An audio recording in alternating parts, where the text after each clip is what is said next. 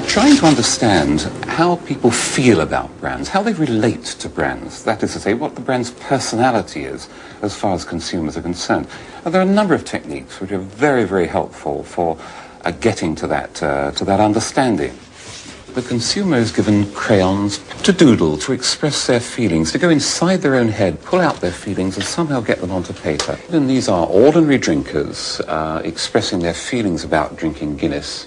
Here you see a rich, very female aspect of Guinness. So if you were describing a woman who somehow to you had that character, what sort of person is it? Paula Yates, who used to lay in bed surrounded with magazines and chocolates like a 50s starlet. Out of this research, the marketeers began to detect a new individualism. In particular, among those who had voted Conservative for the first time in 1979. They no longer wanted to be seen as part of social classes, but to express themselves. And crucial to this were the products they chose to buy. We identified that there was this trend towards what might be called individualism, where people wanted to still be part of a crowd, but to express themselves as individuals within it, to have their own personalities, to be, I suppose, their own men. I didn't want to be the same as everybody else. I wanted it to be a little bit different, a little bit individual. It's quite individual upstairs. It's not remarkable, but I think it's quite individual. It is expensive. It's Italian. It's Italian, it's expensive, and it's good quality. A little bit different. Yeah, we want to set our own standards, so nobody else has got what we've got. We just didn't want it be the same as everybody else. We just want to be different. Business responded eagerly to this new individualism, but it soon became one of the main forces driving the growing consumer boom in Britain.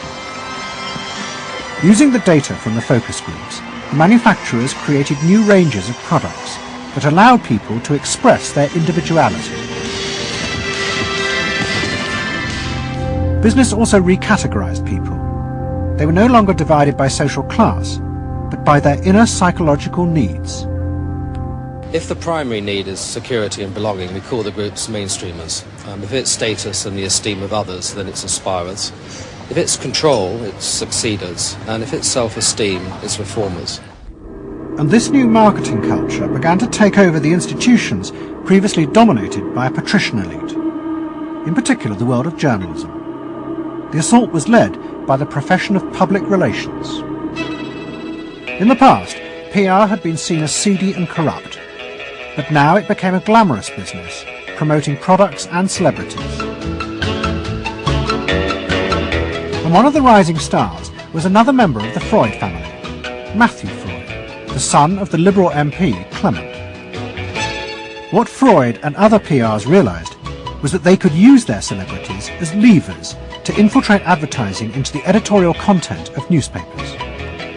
The newspapers were offered exclusive interviews with celebrities, but only if they also agreed to mention products made by Freud's corporate clients, in terms dictated by the company.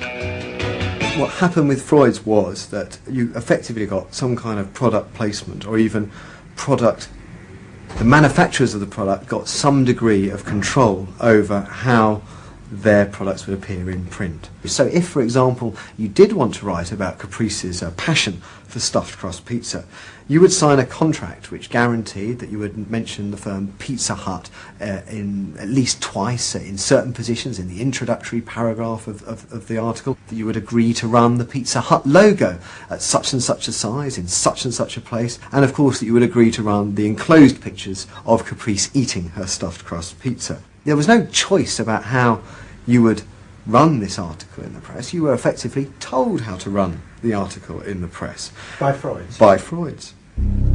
It's a rise of the corporate culture and the rise of business. To traditional journalists, this infiltration of advertising into the editorial pages was a corruption of their profession.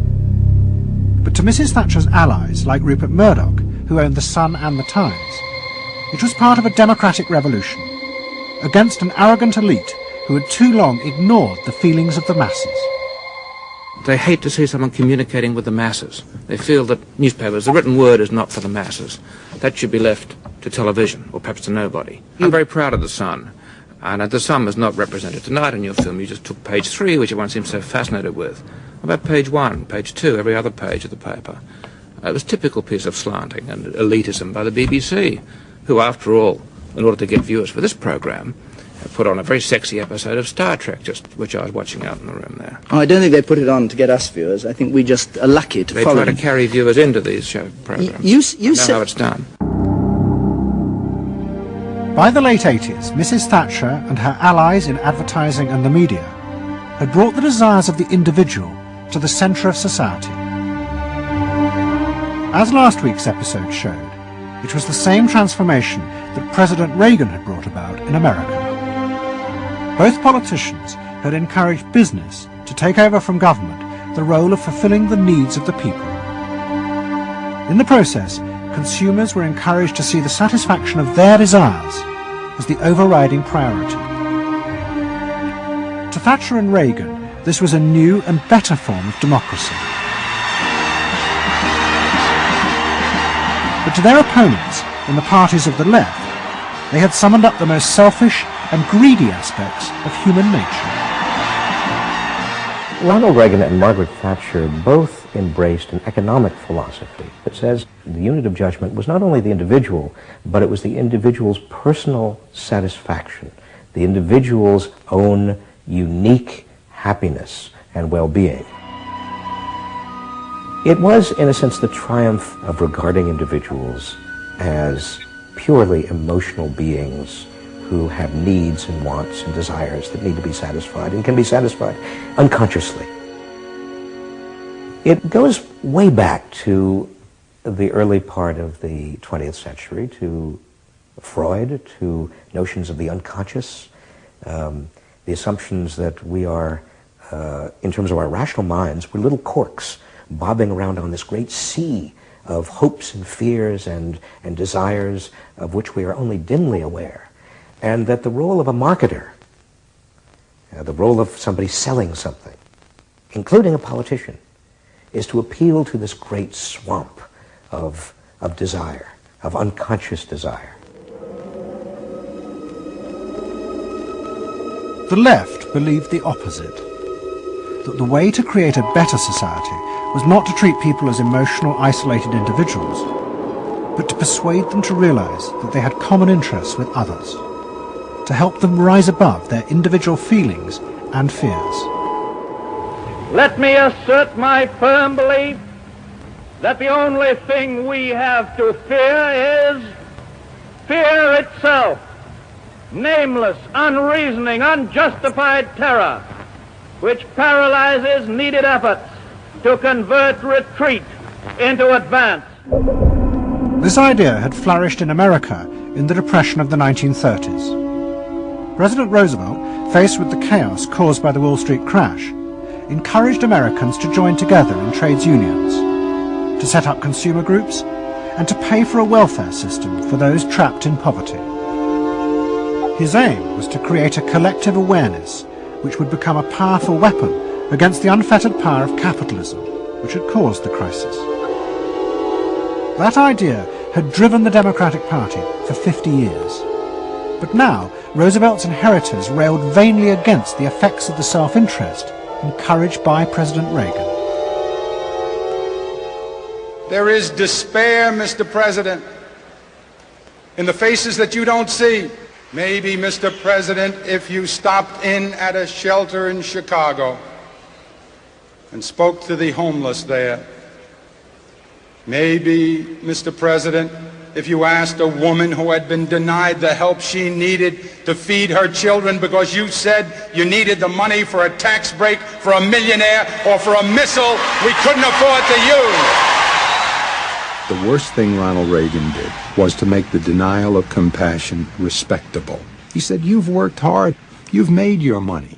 You shouldn't have to feel guilty about refusing to throw it away on people who choose to be homeless and who choose not to work. That's what he said.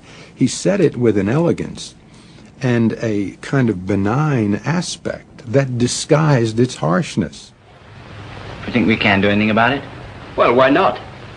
If we can work together now to look after the lives of the people here, I don't see why we couldn't work together afterwards to clear up the mess. and help build a better world in which these things can't possibly happen. The qualities we've learned from comradeship and common suffering are not going to be wasted after this war. It's out of experience like ours that the new world will be built.